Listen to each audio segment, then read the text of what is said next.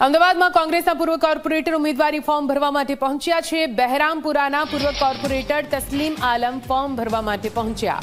Police જાપ્તા સાથે તસ્લીમ આલમ form ભરવા માટે પહોંચ્યા છે। ખેડા પોલીસની કસ્ટડીમાં છે તસ્લીમ આલમ તેરમીઝી। ખેડૂત બનવા માટે ખોટું પેઢીનામું કરવા બદલ તેમની ધરપકડ કરવામાં આવી હતી। તેમની વિરુદ્ધ કાર્યવાહી કરવામાં આવી હતી। જો કે હવે ખેડા પોલીસની કસ્ટડી સાથે તેઓ ફોર્મ ભરવા માટે પહોંચ્યા છે।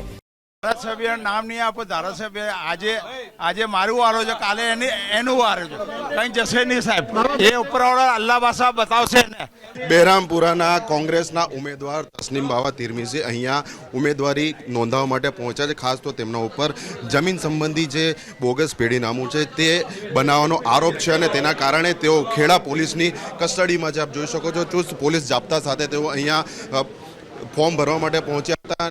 24 કલાક સાથેની વાતચીતમાં તેમણે કહ્યું હતું કે તેમના જ વિસ્તારના એક ધારાસભ્ય જે છે કે તેમને ટિકિટ ન મળે તે માટેના પ્રયત્નો કરતા હતા। એટલે હાલ તો તેમને ખુલ્લેઆમ ચીમકી આપી છે કોંગ્રેસના આ એક ધારાસભ્યને। જે પ્રમાણે આપ જોઈ શકો છો તેમના સમર્થનમાં અહીંયા નારા લાગી રહ્યા છે કે तिरमीज़ी भाई तुम आगे बढ़ो हम तुम्हारे साथ। એટલે હાલ મહત્વની બાબત એ છે કે તસ્લીમ બાવા તિરમીઝીએ જે પ્રમાણેની ધારાસભ્ય રોકવાના પ્રયત્ન કર્યા છે।